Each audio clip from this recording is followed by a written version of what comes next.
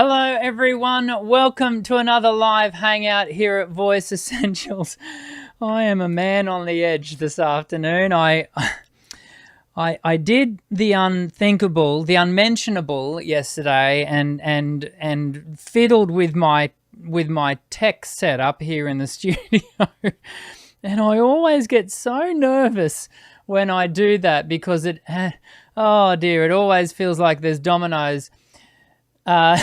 Linda, I am going to need your reassurance in the Google Doc today that the audio is in sync, that the video is in sync, that it's all going okay. So Linda, please let me know that it's all, because I'm having a visceral response, and it's all okay. We're getting the okay that it's all fine. So I'll try to settle down.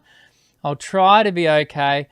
You know, it's just one of those things. As I've said many times before here on the show, there is a reason why more, highly qualified singing teachers aren't doing this. And the reason is not because they don't have the expertise from a voice point of view. The reason is the tech. The tech is an ever-present challenge. And so I find myself wrestling with the beast week in, week out, but hopefully it's all coming to you really well. It's so good to be, besides the tech, it's so good to be hanging out with you, and I hope you've had a great weekend wherever you are. Didn't get up to much myself over the weekend. In fact, a student asked me this morning, "What did you do on the weekend?" And I went, "Actually, I don't know. We went to church in the morning, but for the most part, I guess I just told you, didn't I? Yesterday afternoon, I fiddled with the tech. So there you go. Here in the studio. Next week, I want you to know, next week we have our first special guest for 2022 is Philippe Hall. He's going to be joining us from Singing Revealed. He has his own YouTube channel. Go and check it out. He has had so many great pedagogues, so many great singing teachers join him for a chat on his channel, and he had little old me on a couple of weeks ago, and we had a great chat, and he asked me the question, what is it that every singer needs to know? And so we talked about that. When Philippe comes onto the show here at Voice Essentials next week, I might turn around and ask him the very same question. What does he think that every singer needs to know? But more to the point, we're going to really delve into emotional connection. So many singers struggle with the area of their singing, their performance, in creating that sense of emotional connection, and it's something that Philippe is really passionate about. So if that's of interest to you, which if you're singing, I think it should be, then I would encourage you to join us next week for the live show, because it's going to be a really great hangout. Our first live guest for the year. You're not going to want to miss it. So make sure, as always, you hit the subscribe button. If you haven't already, hit the white bell icon, because then you get the notifications via email from YouTube to let you know that we've started the show, which happens here every Monday, 1 p.m. Australian Eastern Standard Time. Just so check your current time. You'll check your watch or your mobile or whatever and check the time as it is right now, because this is the time that we go live every week. I got to tell you, as the last couple of weeks have been unfolding, I'm getting more and more excited about releasing to you the new Dr. Dan's Singers Starting Guide. If you've never joined us before, I have online courses, 3 of them in fact. They go from beginner through to advanced, but I'm releasing a brand new, a 4th online course, which is almost like a prequel, if you will, a course that is great to create a really firm foundation for you to then commence Voice Essentials 1 and 2 and 3 thereafter. I'm getting excited because I'm starting to, my graphic artist, Hammer, who is amazing, is starting to get all the graphics together, and she's starting to do all the design, and I'm so excited. I almost thought, oh, I might just give them a little bit of a sneak preview on today's show, but no, I'm going to make you wait. I'm going to make you wait to see that. Now, as you know, I am going to be doing a pre-launch special. It'll happen for 1 week only. So it's going to be 50% off, half price. You'll be able to get the Dr. Dan's Singers Starting Guide, and you'll be able to get that for 97 Australian dollars from the 7th to the 13th of March. These are Brisbane dates. So I'll send out emails, and if you're on my email list, you'll be notified, and I'll let you know, of course, during the shows to remind you about those dates. But if you want to save some good dollar, then that is going to be the week that you do need to purchase the course as a pre-launch special, because we will launch early April, all things being equal, the 4th of April.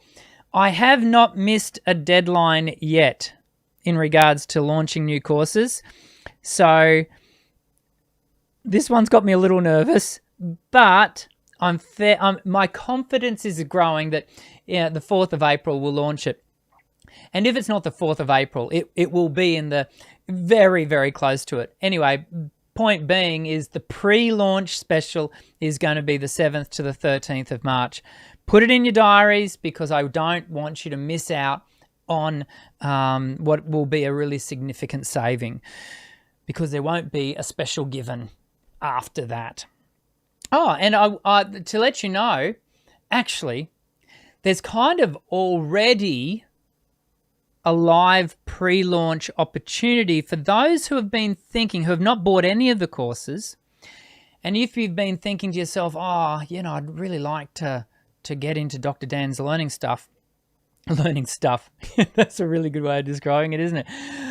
If you really want to get into my learning stuff, then actually already, if you buy the Pro Bundle, Dr. Dan's Pro Bundle, which is all of my courses, I've already, actually I did this end of last week, it is already been added into the Pro Bundle. So you can save big dollars if you buy the Pro Bundle right now, because when you buy the Pro Bundle now, you will have included Dr. Dan's Singers Starting Guide. You won't be able to access it yet, just like everyone else, but if you want to grab before anyone else, then you need to jump in there and do that now. Anyway, finally, before we get to your Q&As, because that's what today is, I wanted to acknowledge you for acknowledging my birthday last week. I did not catch... Linda had been writing down your birthday well wishes, which is a couple of weeks for me, but a lot of you last week put in a belated birthday message in the chat to me, which I did not see as we were going through our Q&A last week, because it was on the next page and I hadn't scrolled down to the next page. So I apologize to those of you who offered me a birthday wish. Thank you very much. I did have a lovely day. I taught. I was teaching all day, but there are worse things you can do on your birthday, I can assure you. So thank you. I just wanted to say to you that I did get those well wishes, and I am much appreciated. Well, I think we should probably get to some Q&A, because a Q&A is where we go, and I've just had a knock at the door, so I'll quickly put us onto this, and then we'll come back in a sec.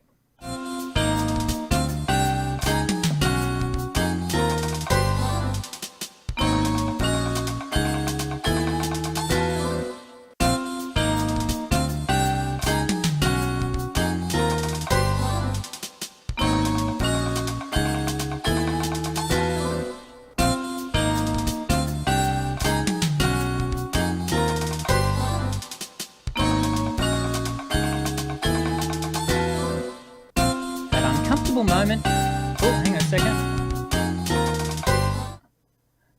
That uncomfortable moment when you Have your eldest daughter knock at the studio door needing to come in because she's got her key. Okay. We are live. You can tell we are live because anything can happen. Let's get into today's Q&A. And Brandon, oh, by the way, a reminder, if you want, we go through the questions as you throw them into the live chat. And Linda grabs those questions, puts them into a Google Doc for me, and it all works great. I will just let you know that if you put a super chat, so you add some dollars to your question, we prioritize your question. All of those dollars go back into supporting the channel and and the tech and all of that sort of stuff. So your super chats are always gratefully received, but I can assure you all of those dollars come back here into the channel to help us do what we do here every Monday, and also with the pre-record videos. Okay, so let's jump in here to Brandon's question. And Brandon Van Villet is asking, I've picked up a vocal polyp, wondering how successful surgery is on this type of thing. What would you recommend? I'm a frontman in a band that gigs once a week. Brandon, vocal polyps are a challenging pathology to deal with. Challenging simply because, firstly, they often come about. It's not unusual for a polyp to occur directly as a result of a vocal fold hemorrhage. So that's the first thing to know about them. Second thing is they don't tend to respond well to voice therapy. I am very keen to take the road of vocal therapy with students first and foremost, to see them do some pre-work with a voice specialist, a speech pathologist, I should say, before you have surgery for a lot of things, nodules included. But with polyps, as I said, don't tend to respond well to therapy and generally require surgical removal. And so if your ENT has recommended surgery, then that's in keeping with what is generally prescribed in this instance. What I would encourage you to always do is follow up any surgery with speech pathology, with some therapy work with a voice therapist thereafter, because the things that often lead to the development of a polyp and or a vocal fold hemorrhage often can come about due to a less than ideal technique. In so much as, and it's not always due to a lack of technique, but it's more, these things occur due to an overloading of the voice. It can be, abusive behaviors, intentionally or not intentionally, that lead to something like a vocal fold hemorrhage and or a polyp. And so it's so important to deal with the underlying causes. And so I'd be encouraging you to have a think about that, Brandon, in your particular context. Vocal fold hemorrhages and polyps do not only occur as a result of vocal abuse or a lack of technique. I'm certainly not saying that. It can just simply come from wear and tear, but typically these happen more in a singular instance, whereas nodules develop over time. Oh, it's all happening here at the moment. I'm going to let that ring out. Nodules happen over time, the development of nodules, whereas a vocal fold hemorrhage will be a moment in time.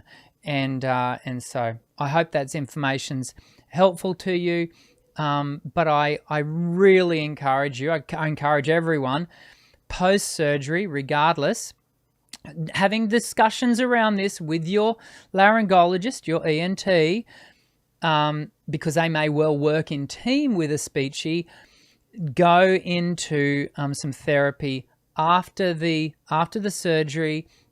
Really important to ensure that you regain full movement and flexibility and motion of the voice. Mackenzie has written her question here. This might be a silly question. It might be, Mackenzie, but I've already seen the question. It's not a silly question, actually. But I read online somewhere that you shouldn't lip sync while on absolute vocal rest, absolute being complete silence. We'll talk about that a little bit more in a second. Is this true? Mackenzie wants to ask, because after my surgery, while I'm healing, I'm planning on posting pre-recorded covers on my channel, but I haven't filmed them yet. Okay, so yeah, so firstly, let's talk about what absolute voice rest is compared to relative voice rest. Absolute voice rest is complete silence, no vocal use whatsoever, quiet. If we were to go back 30 years, absolute voice rest for at times months on end was at times prescribed for post-surgery recovery. That is very rare now. And in fact, well, certainly the laryngologists, the ENTs that I interact with don't prescribe anywhere near those lengths of absolute rest.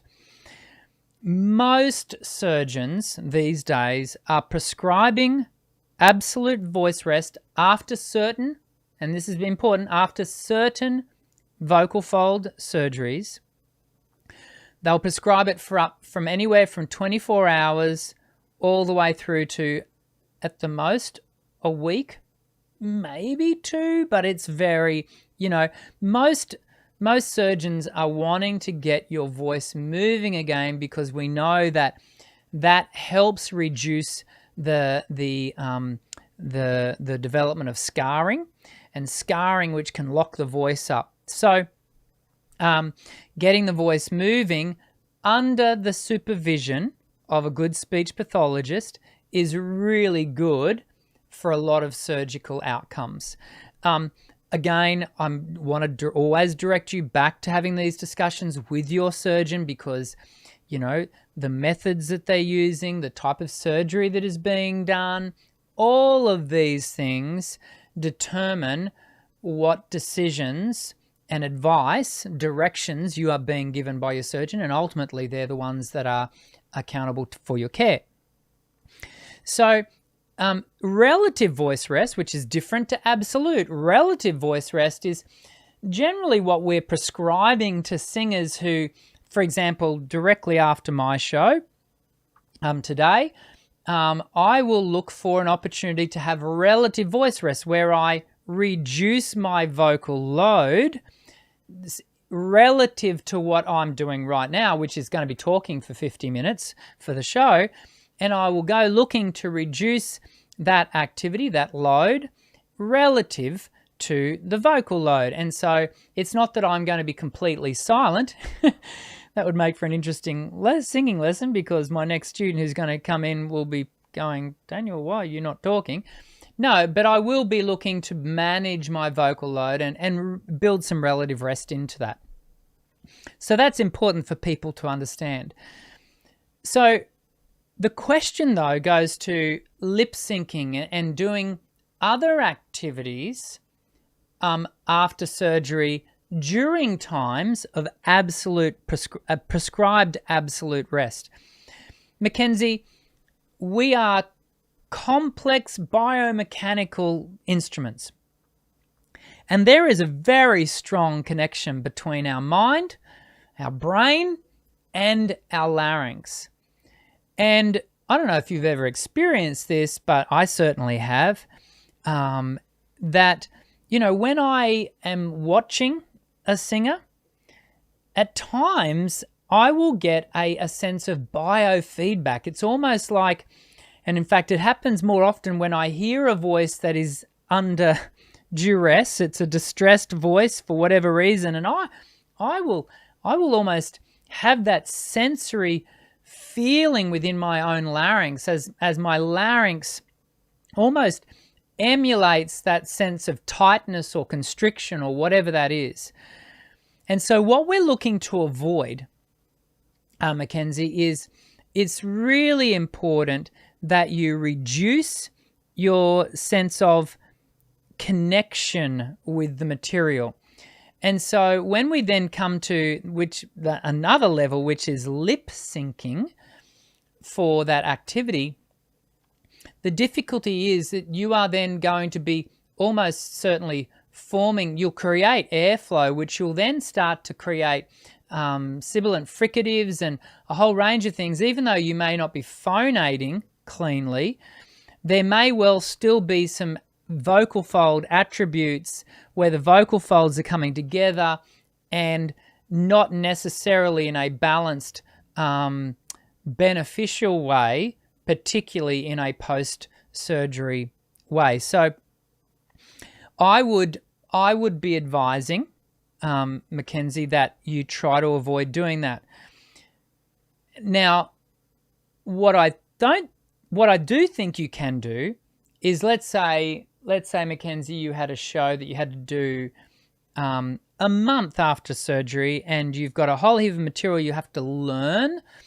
What you can be doing, I think, is you can be listening to that material, learning the material audibly. But even then, I would be wanting to encourage you to pay attention to any sense of laryngeal response to ensure that you are not loading the larynx in such a way that could interfere with the healing and the recovery that you might be experiencing. I've just seen a note here from you, Mackenzie, that your ENT is advising 2 weeks of absolute rest. So there you go.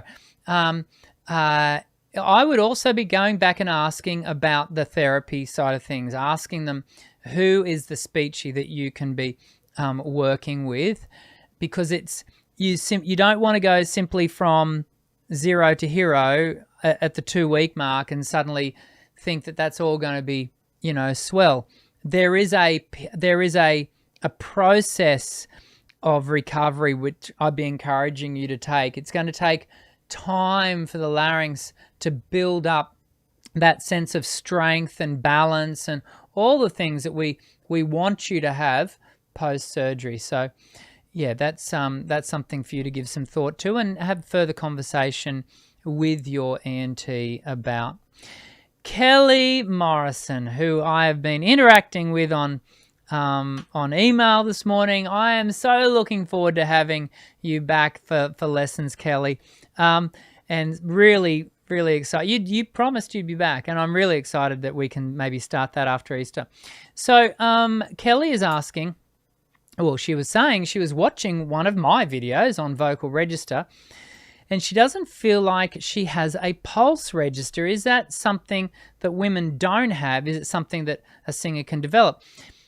No, you do have a pulse register, but dependent on when you try to access it in a day can really determine whether you can get to it.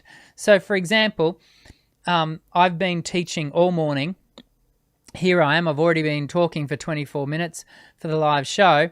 And so the toning at a muscular level of my vocal folds, and also perhaps a little bit of retained fluid from, the shearing forces that I've been placing upon the larynx, accessing my pulse register might be a little challenging. Let's see if I can do it. We get to it by actually going, well, surprise, surprise, I can get there. So it's a little easier for guys because the pulse is the vocal folds like pulsing.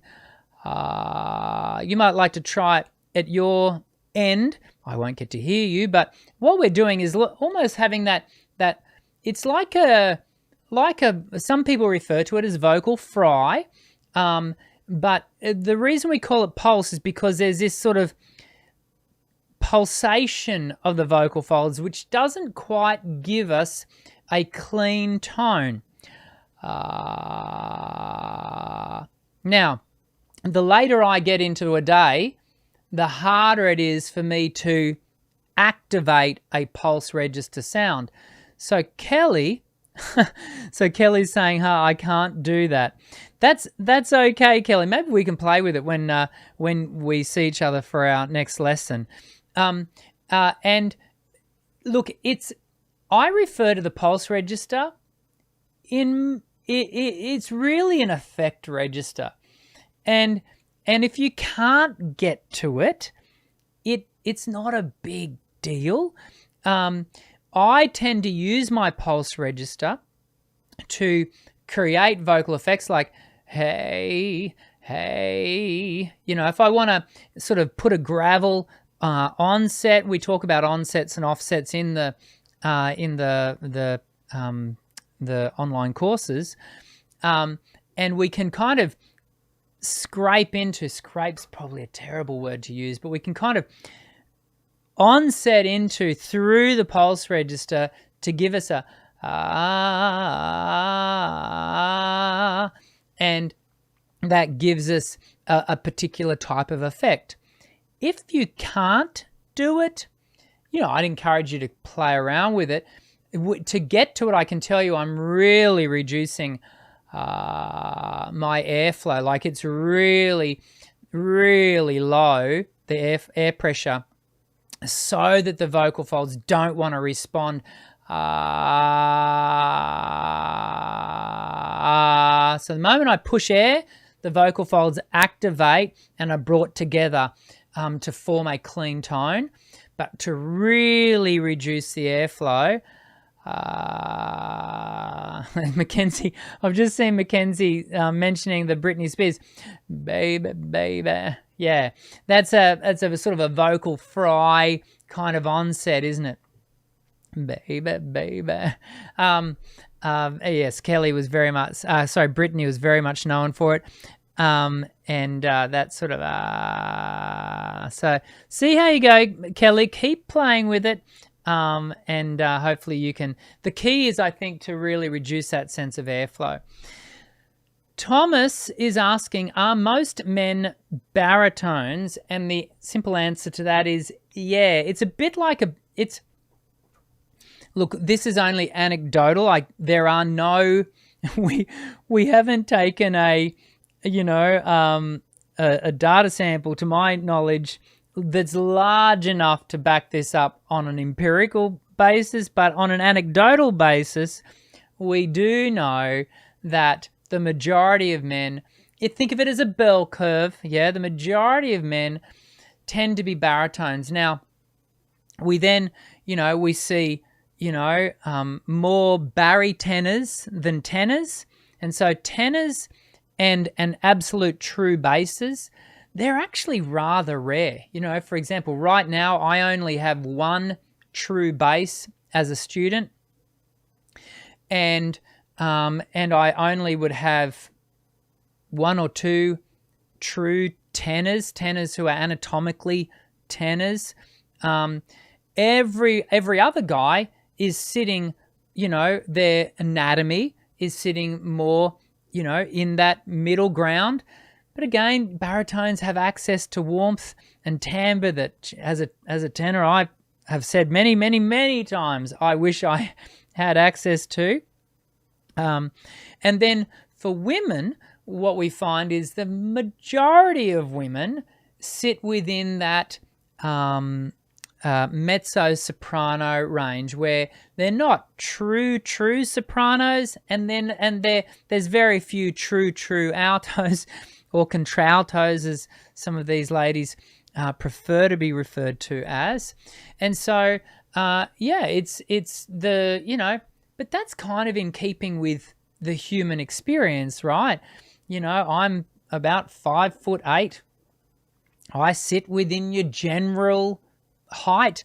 Now, there are men and women who are much, much taller than me. They're up in the 6'7", but that's unusual, isn't it? It's not. Most people aren't that tall. They're somewhere between your 5'8" to for guys 5'8", depending on, I guess it's in part depending on your genealogy and those sorts of things.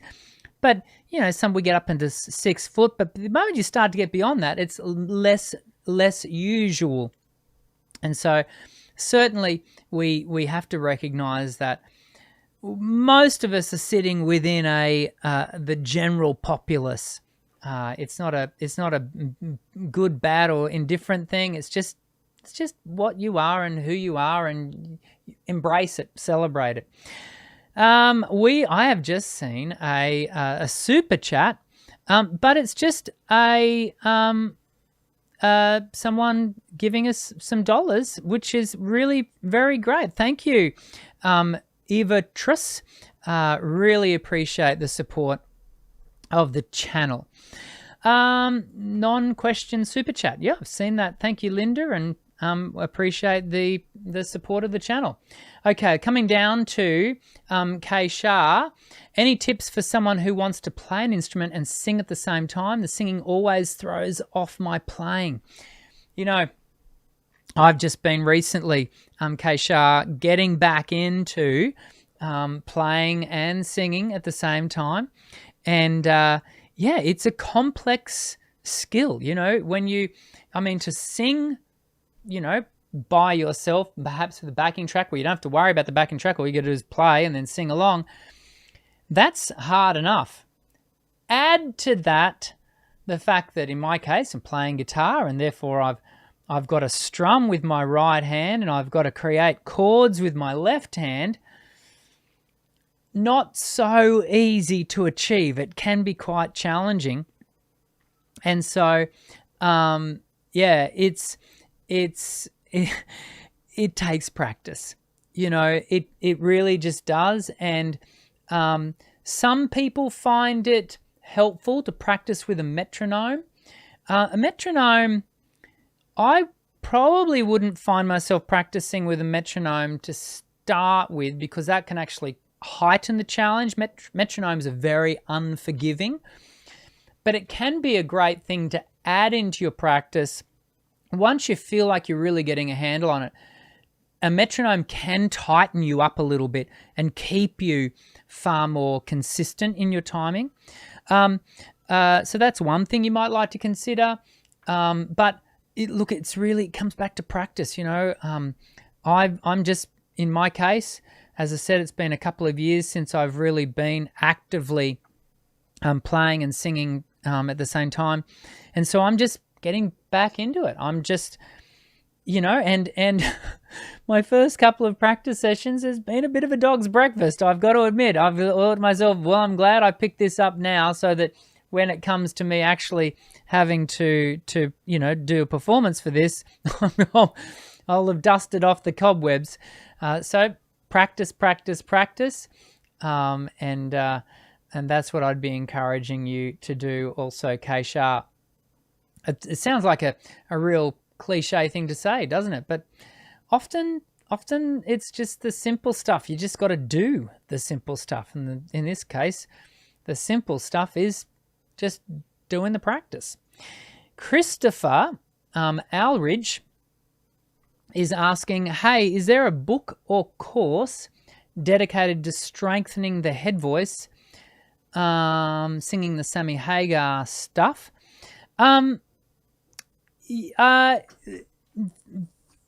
There is. I mean, Voice Essentials 1, 2, and 3, we go into developing your full range and the development of your head voice specifically. And I dare say you're thinking more about falsetto, but I could be wrong. Or maybe almost a twangy, perhaps, false head voice. Anyway, it all comes down to the way you're able to operate your voice. Firstly, you've got to be able to know how to activate the mechanism for the desired outcome that you're going for. Then once you have that knowledge, you go about strengthening that activation, the musculature that's involved, so that when you go to access it, it's there ready for you to go with.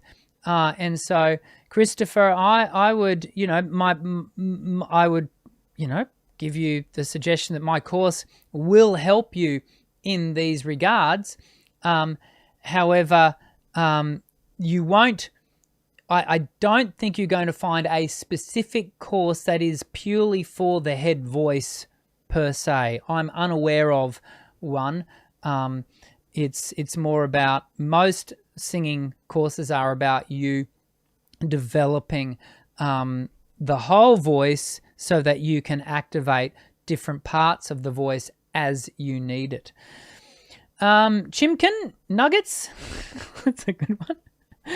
Chimkin Nuggets, why does drinking water before singing affect you? Well, firstly, drinking water before you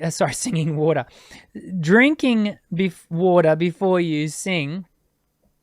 Firstly, we always want to be drinking our water, sipping water, 2 to 3 liters of water, sipping it throughout the day. Because what ultimately is beneficial to your voice is actually a system that is well hydrated continuously. When the sense of relief that we can experience as singers when we have a drink of water to then sing doesn't actually come from the water itself. More often than not, the relief that you are feeling is the action of swallowing. And you can actually do that, and this is a little bit gross, but you can do that by swallowing just your own spit. So you will notice, now that I've pointed it out, you will notice that I often will stop to swallow, because the constant talking can cause my larynx to want to get tighter. Yeah, and so I'm helping it to constantly come back to a point of reset by swallowing, and then I keep going. It saves me having to go to this. I mean, there's nothing wrong with having a drink of water, but in the case of where I'm doing a show like this, I try to avoid and keep that to a minimum. And it's the same when you're doing a show. You can't be in the middle of a verse, locking up, turning around, getting some water while the guys and gals just vamp, waiting for you to continue with the verse. You've got to come up with strategies to be able to do that on the fly, and swallowing your own spit can be one way to do that. Now, it is important for you to have good spit available to you. You kind of got to be hydrated constantly. So that regular, sipping of water throughout the day, it's going to be really beneficial. And when you are, then the voice can be well lubricated.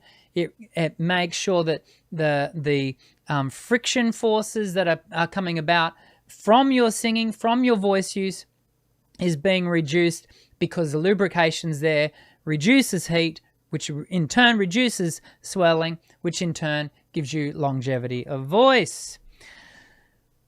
I hope that was helpful. 2 more questions. The first one goes to Eo Vitris, who gave us a super chat earlier. So last 2 questions. Eo Vitris. I hope that's it. Is it true that eating jelly makes it easier to keep a healthy throat? That I doubt. Jelly is typically, crystallized, like a sugar with a gelatin.